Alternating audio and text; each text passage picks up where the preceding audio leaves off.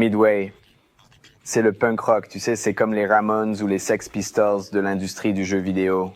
Les gars qui disent « Oh, c'est comme ça que tu penses qu'on devrait le faire. Ce sont les règles que tu penses qu'on devrait suivre. » Eh bien, que se passe-t-il si on fait l'inverse?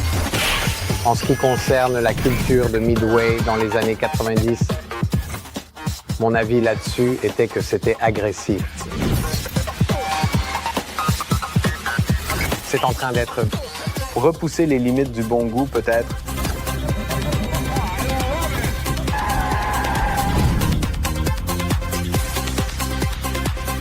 Je ne pense pas qu'il existe un seul joueur qui n'ait jamais joué à un jeu de Midway.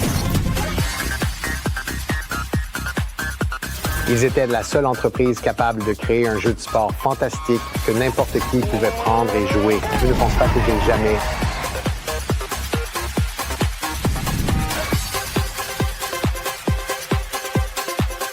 Ça avait l'air tellement réel pour moi que je me suis dit, bon, regarde, tu viens de me tuer.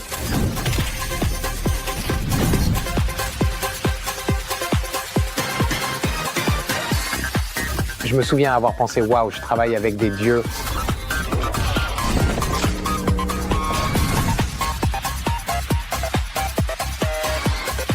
Ils ont créé de super jeux et, à un moment donné, nous avons mené le monde.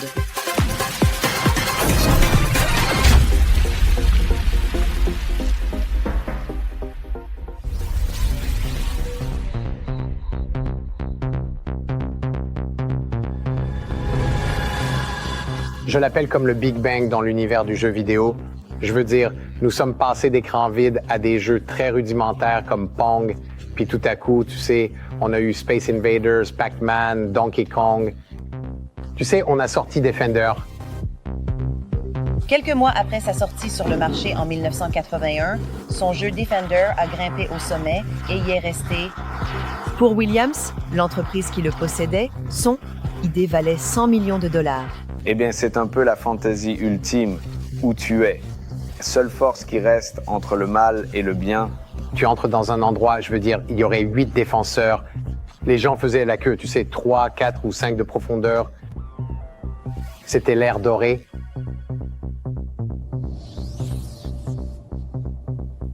Mais tu sais, ensuite, nous sommes arrivés en 84.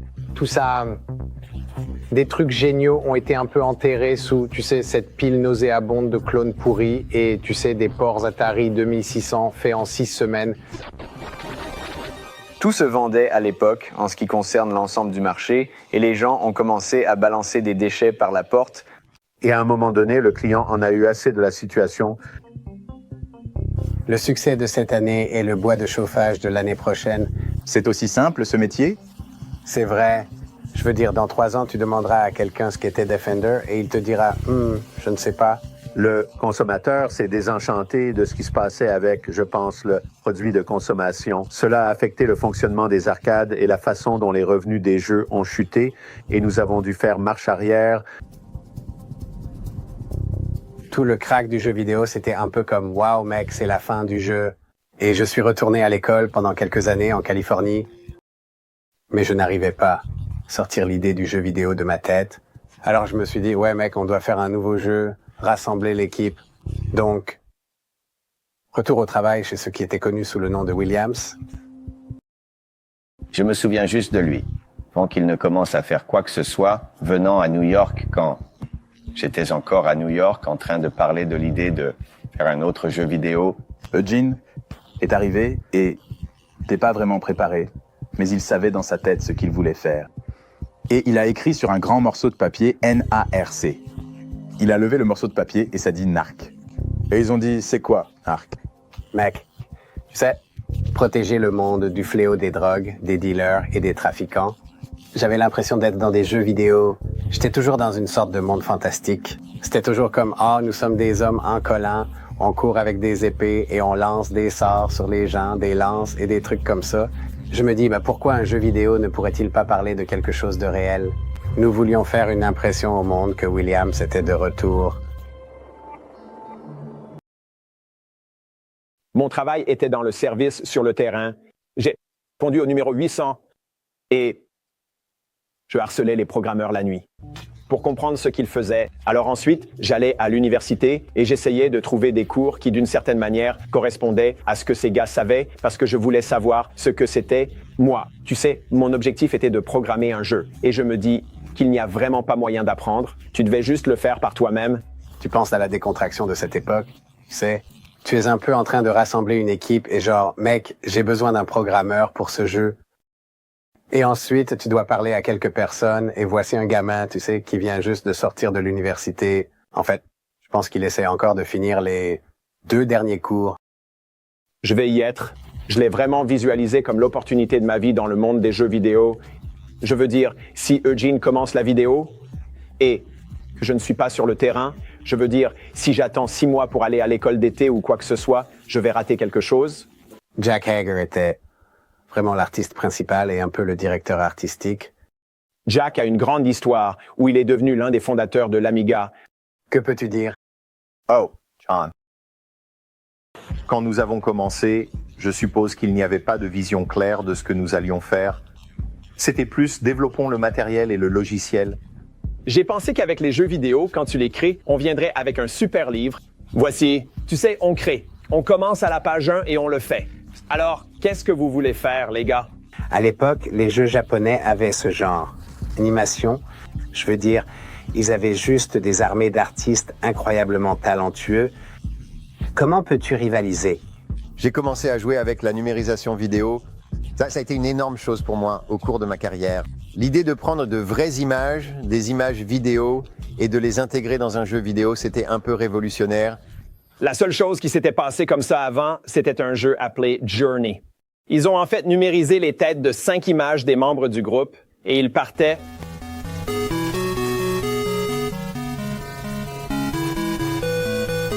Une entreprise normale, n'est-ce pas? Ils sortaient et achetaient des dizaines de milliers de dollars d'équipements, de caméras, de matériel de studio et de tout le reste. Mais non, nous avons travaillé pour Eugene Jarvis. Il a dit « Ouais, ça, j'ai acheté une caméra chez Target. » Tu sais, c'est comme l'une de ces caméras RCA, tu te souviens? Tu mettais la cassette vidéo sur le côté et tu la tenais comme ça? C'est ce que nous avions, non? C'était... Nous avons jeté un tapis de course dont nous avons pu enlever le dessus parce que j'ai réalisé que nous devions filmer des gens marchant sur place et apprendre aux acteurs comment devenir un personnage de jeu vidéo. Et à mon avis, personne n'avait fait ça jusqu'à ce moment-là. Un jour, Jack Hager est venu me voir et a dit « Hé Marc, j'ai ce concept pour un personnage. Je pense que tu serais parfait pour ça. » J'ai créé ce personnage, en gros, à partir de l'ancienne émission de télévision Ironsides, avec Raymond Burr dans un fauteuil roulant. Et le fauteuil roulant était équipé de canons, bien sûr. C'était vraiment, à l'époque, juste un autre jour. Je ne pense pas que ça m'ait frappé avant des décennies plus tard que, oh mon Dieu, mon image est toujours là-dedans. J'ai des filles maintenant, ils vont voir ça. Je fais une question. À ce moment-là, nous avions filmé quelques personnages. Nous avions filmé les environnements. Et j'ai demandé, d'accord, un lance-roquette est l'une de vos armes maintenant. Et j'ai dit, d'accord, quand un joueur tire avec le lance-roquette, que se passe-t-il? Et les gens ont dit, qu'est-ce que tu veux dire? Je dis, eh bien, je peux le faire paraître réel. Ce sont de vraies personnes. La mission était de ne pas le faire paraître réel. Les morceaux de corps allaient voler. Je veux dire, je suppose que c'est l'un des premiers jeux, vous savez, sur les parties du corps. Je pense que c'est peut-être le premier. Je me souviens comme Georges était là, mon Dieu, c'est tellement génial, je n'arrive pas à y croire. C'est tellement génial et j'y suis allé en étant vraiment très délicat à ce sujet. J'ai juste dit, je veux dire, c'est cool, mais penses-tu que c'est une bonne chose de mettre ça dans une arcade où il y a des petits-enfants? Il faut comprendre qu'à ce moment-là, les arcades étaient encore des environnements très démocratiques. N'importe quelle famille, peu importe l'âge, pouvait entrer sans souci. Et cela a dégénéré. Une énorme dispute. Je me souviens juste que c'était une énorme dispute criante. Et tout ce que je dis, c'est qu'on devrait y réfléchir. Je n'essaie pas de limiter ta créativité. Je n'essaie pas de te censurer. Tu sais, je pense aussi, avec un jeu qui impliquait un contenu réaliste, quand nous avons franchi ce cap de numériser la vie. Le jeu n'était plus une échappatoire. Je me souviens en fait qu'un membre du conseil d'administration de Williams a qualifié le jeu de cauchemar surréaliste et il était vraiment inquiet qu'il puisse y avoir, tu sais, des conséquences négatives liées à la sortie de ce jeu au public. Il pensait que le jeu devrait être annulé. Avec le business des jeux à pièces, tu vends ce jeu un quart à la fois. Avec l'entreprise à domicile, une fois que vous vendiez la cartouche, c'était à l'ancienne époque, c'était une cartouche qui rentrait dans une Sega, qui rentrait dans une Nintendo, et c'était un jeu nul. D'accord, tu gagnais ton argent pour les jeux à pièces. C'était un quart à la fois. Et si ce jeu était nul, le deuxième, le troisième ou le quatrième quart ne se ferait pas. Et dans notre cas, nous ne sortirions même pas de la phase de test. Nous avions ce chiffre magique d'environ 700 $. Tu sais, je ne sais pas comment ce chiffre est apparu, mais nous voulions gagner 700 $ en une semaine. Ce serait, si nous pouvions faire ça, tu sais, nous avions l'impression d'avoir quelque chose. Donc nous, on l'a mis là dehors. Je pense qu'on avait en fait du champagne, tu sais, en train de boire du champagne dans cette arcade de lycée. Je me souviens des 2 premiers gars qui y ont joué. C'était littéralement des dealers de drogue. J'étais là, ces gars entrent. Je me dis, ce sont de mauvais personnages. Oh, regarde ça, tu sais. Et ils commencent à y jouer. Ce qui était génial, c'est que les gamins adoraient le jeu, tu sais, et c'était tout un nouveau monde, un peu comme la réalité. Personne n'avait jamais vu quelque chose comme ça dans le jeu vidéo. Même avec tous les problèmes dans le logiciel et tout ça, je pense que la première semaine, ça a rapporté environ 742 $. Et on est là, on l'a fait. Nous avons réussi. Ouais, c'était la première fois qu'on a vraiment commencé à se dire, peut-être, tu sais, peut-être qu'il y a quelque chose ici. Et c'est à ce moment-là qu'on a eu suffisamment confiance pour vraiment faire un plan pour le vendre. Tu sais, je pense que c'était à ce moment-là, mec, la direction, tout d'un coup, vous savez, ils se mettent à agir. Eh bien, peut-être qu'on devrait commander des pièces pour ce jeu. Et peut-être qu'on devrait vraiment planifier de construire ce jeu à un moment donné. Je ne sais pas s'ils ont pensé à annuler le jeu, mais il a rapporté tellement d'argent que je pense que cette idée rapidement disparue. Le nouveau jeu s'appelle Narc. Il est fabriqué par une entreprise à Chicago, par Williams Electronics, et c'est actuellement le numéro 1 jeu d'arcade vidéo dans le pays. Les gens parlaient de ce jeu qui était extrêmement violent et où les gens pouvaient exploser et tout ça. Mais c'était acceptable parce que ce sont des trafiquants de drogue. Pour certains joueurs, le carnage fait partie de l'attrait. J'adore le gore, le sang et les tripes qui se répandent partout. Et quand tu frappes des gens, ils volent dans les airs et leur tête s'écrase sur le pavé. C'est vraiment génial. Pourtant, à l'époque, il y avait Pac-Man à côté et des jeux comme Donkey Kong. Et maintenant, voici Narc, avec des voitures de sport, rapides, des trafiquants de drogue qui essaient de vous battre. Des morceaux de corps volaient partout et ça ressemblait à un film. Nous n'étions pas conscients de la montée en puissance et de l'appétit pour des types de jeux plus agressifs ou réalistes, et ce que Narc a apporté à cette évolution.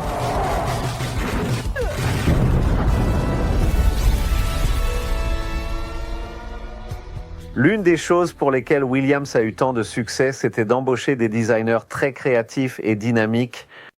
Mais pour cela, les gens créatifs ont parfois tendance à être un peu excentriques. Mais nous avons essayé d'attirer ces gens parce que nous savions qu'ils pouvaient concevoir les jeux les plus réussis. Ken dit, oh, je veux que tu rencontres ce gars. Il arrive en volant, il s'appelle Marc Tramiel et il vient de Californie. Et voilà ce gars plus grand que nature, grand, costaud comme cheveux blonds, permanent.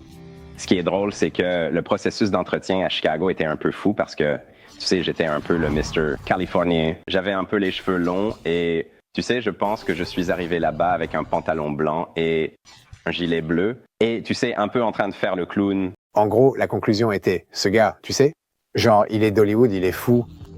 Tu sais, il ne pourra jamais vraiment faire de travail. Non. Non.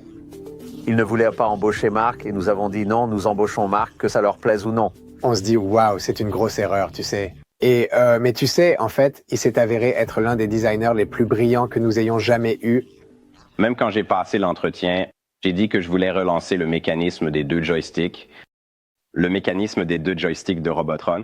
C'est encore l'un de mes préférés.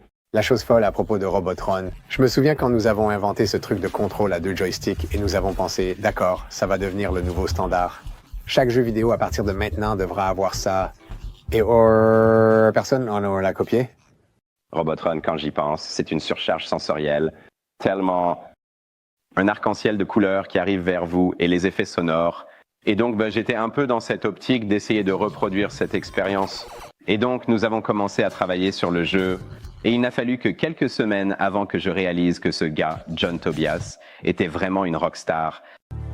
Vous savez, le premier jeu sur lequel j'ai travaillé était Smash TV. Le drôle, c'est que je l'ai toujours considéré comme temporaire. Je pensais que j'allais faire ça un moment, que j'allais économiser mon argent et que j'allais soit dessiner des bandes dessinées, soit je vais à CalArts. Je me souviens quand nous l'avons fait venir, je pensais qu'il me détestait. Vous savez, je pensais qu'il était comme ça parce qu'il ne souriait pas. Il ne sourit pas beaucoup.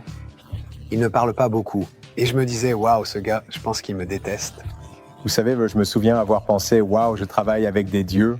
Vous savez, je pensais que ce sont des dieux. Et j'étais, vous savez, super excité à l'idée de travailler avec eux. Un grand film à l'époque, c'était bien sûr Running Man. Robocop était dans cette même époque. Nous avons juste eu l'idée de prendre ces personnages et de les transformer en un jeu télévisé. Je paierais ça $1.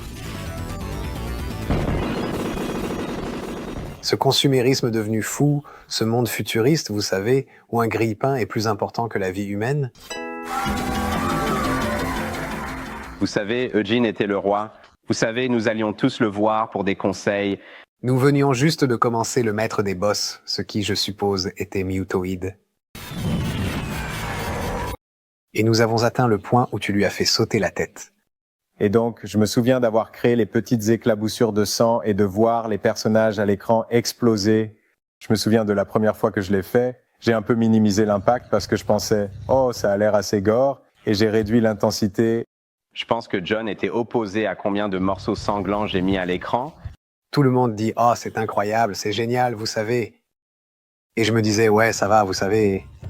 Et je dis « Vous savez, multiplier ça par 100, il est de mort ». Ils ont insisté, vous savez, allez, plus de sang, plus de sang. Cette fontaine de sang bouillonnante, vous savez, c'était juste comme, ça va attirer l'attention des gens. Mais ça avait juste l'air si vivant, vous savez. C'était juste comme ce chaudron de sang bouillant. Il a dit maintenant tu sais ce qu'est un jeu. J'ai dit non. Il a dit un jeu, c'est 100 de ces putains de trucs géniaux. Et maintenant tu en as un. Et il est sorti de mon bureau. Donc je me suis dit d'accord, eh bien je suis sur la bonne voie. En ce qui concerne la façon dont les jeux gagnaient de l'argent, on appellerait ça des pourcentages. Et c'était en grande partie aux concepteurs de jeux de prêter attention au moment dans le jeu où tu pourrais vouloir verrouiller. Si un joueur est à terre, vous pourriez vouloir lui donner un plus grand défi. Nous voulions écraser le joueur. Et si vous êtes écrasé par un petit gars ou, vous savez, si vous vous faites tirer dans le dos par, je ne sais pas, une fourmi ou quelque chose comme ça, je veux dire, c'est comme, attendez une minute, ce n'est pas juste... Vous savez, ce gars ne pouvait pas m'avoir tué. Ce gars-là est un faible. Mais si c'est un gars monstrueux qui fait 30 pieds de haut, vous savez, sur des chenilles de tank qui courent partout et qui vous tue, c'est comme, waouh, ce gars était vraiment impressionnant. Je veux dire, c'est un gars vraiment impressionnant. Vous savez, il va me tuer quelquefois avant que je comprenne comment faire. Vous l'avez accepté? Vous avez accepté votre mort et vous avez payé avec plaisir pour en avoir plus? Les jeux d'arcade étaient conçus de manière à ce que vous jouiez pendant un certain temps, puis vous deviez nous donner un autre jeton. Genre, oh mec, j'ai été dupé pendant des décennies. Les gens se plaignaient. Microtransactions dans les jeux mobiles. Mais les jeux d'arcade faisaient ça des décennies avant, de manière bien plus sournoise. Soi-disant, en Smash TV, il y avait ça. Dôme de plaisir qui jamais existé. Eh bien, je suppose que je suis un peu un escroc. Je l'ai fait un peu sur un coup de tête parce que je ne pouvais pas me résoudre à avoir juste un message qui disait « Félicitations, partez et ne rejouez jamais à ce jeu ». Ça n'avait pas de sens de simplement, vous savez, rejeter les gens. Et il s'est dit, vous savez quoi? On lui dira juste que c'est là, et c'est si tard dans le jeu, la majorité des joueurs ne le saura même jamais. Je me souviens juste d'avoir alimenté des montagnes de jetons et de pièces dans Smash TV et l'arcade, en essayant d'atteindre les dômes de plaisir, mais je n'ai jamais réussi à y arriver. Et je me suis dit, eh bien, je n'ai tout simplement pas assez essayé.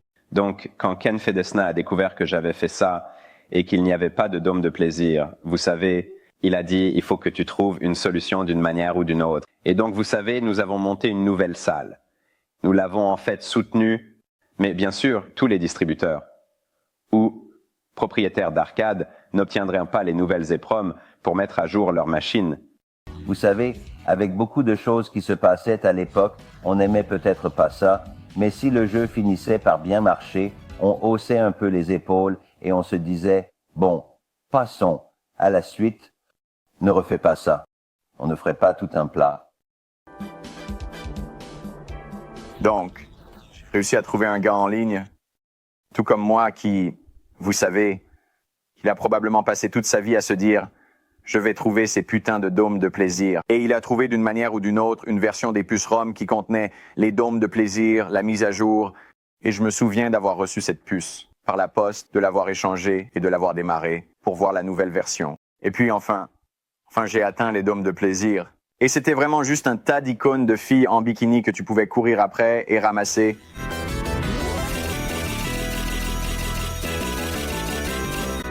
C'était vraiment nul.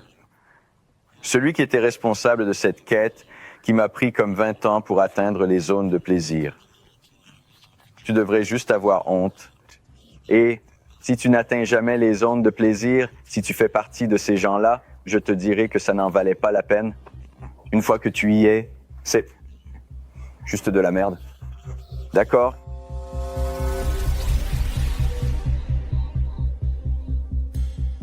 Il y avait une dureté dans la production de produits, dans la création de jeux chez Williams Electronics, qui, je pense, a certainement eu un impact sur les types de jeux que nous produisions. Nous étions dans une grande usine, nous avions des rats qui passaient à travers les plafonds, nous avions des fuites d'eau, des inondations. C'était une partie. Ce que Neil a encouragé, c'était affamé, sale, crasseux, atmosphère. Ouais, être à Chicago, je pense que ça vient de la dureté du processus de fabrication. Je pense que ça a beaucoup à voir avec les personnalités de toutes les personnes et les personnalités collectives. Comme nous y allions tous, vous savez, parfois de manière un peu brute. Nous n'avions pas peur et l'idée d'avoir des gens en compétition ne nous troublait pas. Parce que, vous savez, nous pensions que ce serait utile améliorer leur esprit animal pour vraiment créer quelque chose de spécial. À l'époque des flippers, vous savez, dans les années 60 et 70 et tout ça, il y avait essentiellement 3 grandes entreprises de flippers. Vous aviez Gottlieb, vous aviez Bally et vous aviez Williams. Bally était le leader à l'époque. Ils ont été les premiers à sortir des machines de flipper à état solide.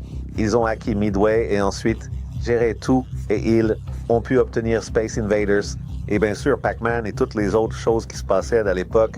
La rivalité entre Bally, Midway et Williams était une relation vraiment de longue date, très compétitive, un mélange d'amour et de haine, peut-être plus de haine que d'amour. Eh bien, c'est censé être la grande nouvelle réponse de Bally à Pac-Man et tout ce genre de choses. Le prochain Pac-Man, la prochaine génération. Tu penses que tu rejoueras un jour à Roto? Probablement, tu sais. J'essaye de comprendre ce qui se passe, tu sais. Tout le monde, chez Bally Midway, regardait Williams depuis des années comme eux. C'était les autres gars. Ils faisaient ce type de jeu qui nécessitait une énorme compétence, et j'ai fait des jeux qui étaient à l'épreuve des idiots, ridicules et drôles. Donc, vous savez, nous voulions vraiment enterrer ces gars-là. Vous savez, nous voulions enterrer Bally Midway. Nous avions l'impression qu'ils, vous savez, s'appuyaient trop sur des marques sous licence. Donc, vous savez, nous avions juste l'impression qu'ils étaient, tu sais, des faux et de l'incompétence, et nous allions leur donner une leçon, tu sais. Et ils étaient eux, et nous étions nous. Et tout à coup, maintenant, ils nous achetaient. Ils se diversifiaient dans les clubs de santé et les casinos. Ils ont décidé de sortir de l'industrie des jeux à pièces. Donc, cela est devenu disponible pour nous d'acheter. Et c'est pourquoi nous avons fini par les acheter. Ouais, nous avons gagné la guerre. On a tué ces gars. Et puis, le truc fou, c'est que on a embauché tous leurs managers et ils sont devenus nos managers. Et ensuite. Et puis, je ne sais pas, ça n'a pas été 1 an ou 2 avant que nous changions notre nom en Midway. Nous avons changé la marque de nos jeux vidéo de Williams à Midway parce que Midway avait une présence consommateur plus forte. Je pense que je pouvais voir l'émotion d'Eugene là-dedans. Vous savez, nous menions une guerre. Vous savez, pour nos emplois, pour, vous savez, faire décoller les jeux vidéo. C'était le nom Williams. Et beaucoup d'entre nous, vous savez, Nous étions tous très fiers du nom Williams. Nous gagnons guerre, nous sommes Williams. Vous savez pourquoi devenons-nous Midway? Je veux dire, il devrait vraiment que Midway devienne Williams. Et il dit, tu sais quoi? J'ai payé 5 millions de dollars pour ce putain de nom. Nous allons l'utiliser. Les seules personnes que nous avons pu réellement attirer étaient Brian Cullen et Jeff Nauman, qui avaient fait Rampage et Xenophobe. Avant l'acquisition, leur premier jeu avec nous était Arch Rival, qui a été un grand succès à l'époque. Les revenus d'Arch Rivals ont en gros payé le prix total, la fusion. Donc, en fait, c'était une affaire gratuite. En fait, Williams a obtenu Bally Midway pour rien. Je devrais t'envoyer la photo. Où je fais au revoir, tu vas l'apprécier. Ça montre ce que les gens pensaient de l'achat. J'ai reçu un appel, mon téléphone a sonné, et c'était Neil Macastro, le PDG. Il dit « Hey, que penserais-tu de faire un jeu sur Terminator 2 ?» J'étais là, il va y avoir un Terminator 2. Des arrangements ont été pris pour que George et moi prenions l'avion pour Hollywood, afin de rencontrer Jim Cameron et son équipe, et pour montrer des démonstrations de ce que notre matériel et logiciel de numérisation étaient capables de faire. Nous avons mis cette vidéo de nous en train de créer Narc, et Jim Cameron le voit, et il devient complètement fou. Il est juste là, il dit « Ah, c'est génial ». Cameron était génial. Je veux dire, c'était comme, vous faites des films comme nous. Et à un moment, il se lève et dit « Donnez à ces gars tout ce dont ils ont besoin ». Et nous sommes là, en train de vérifier notre vie.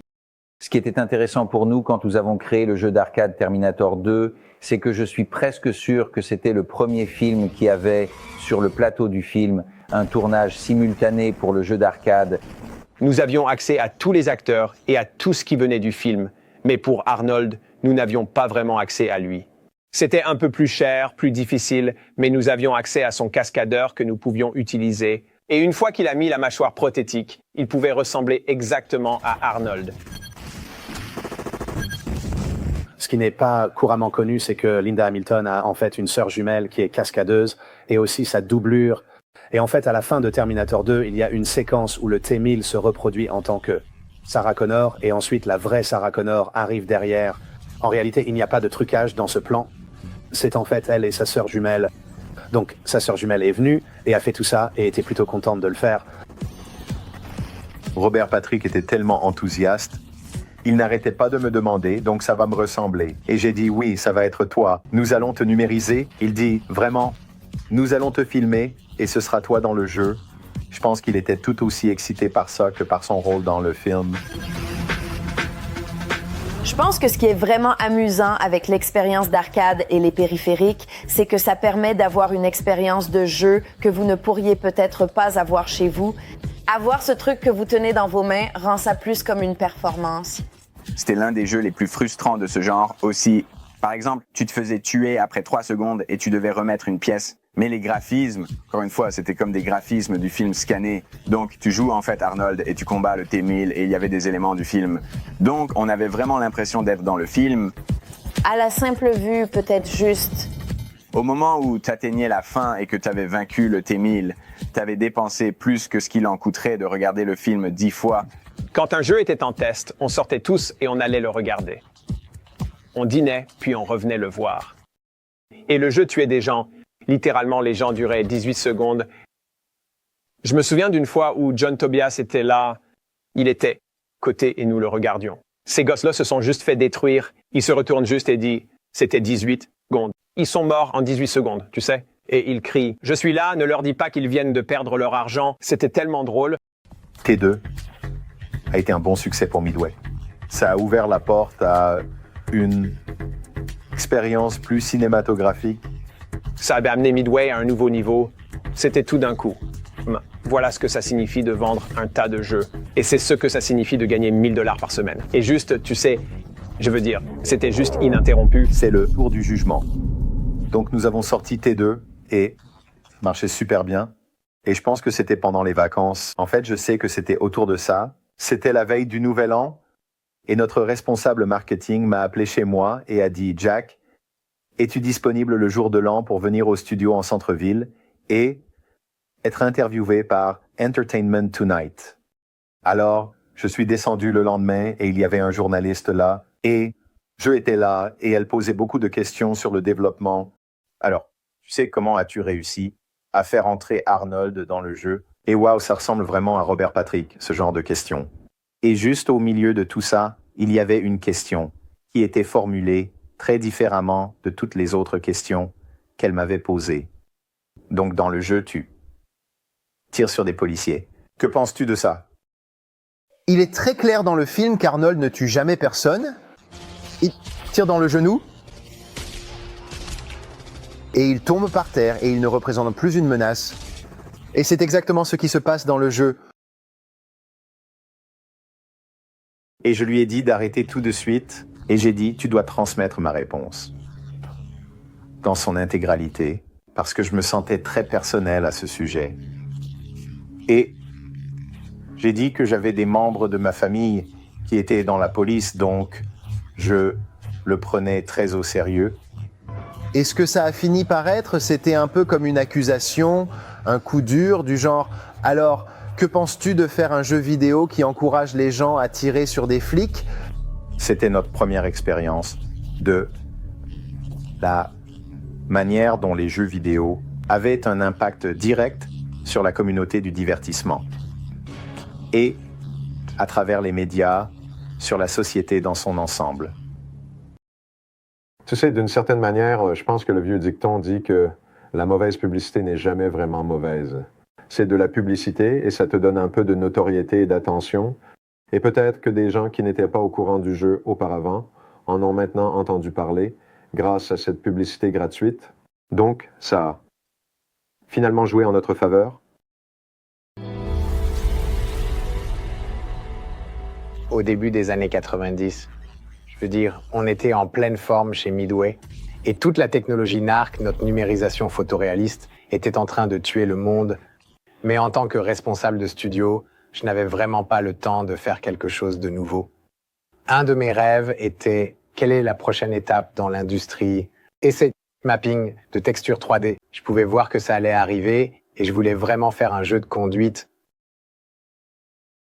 En allant au travail lundi matin, j'ai remarqué que le bureau de la personne à côté de moi était vide. Et j'étais là, qu'est-ce qui se passe? Et j'ai remarqué que quelques bureaux étaient vides.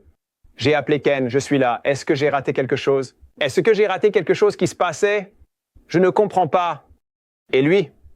Oh ouais, Eugene et Mark. Ils avaient un projet sur lequel ils voulaient travailler, mais ils allaient le faire en dehors de l'entreprise. Travailler en dehors de l'entreprise signifiait quitter pour lancer leur société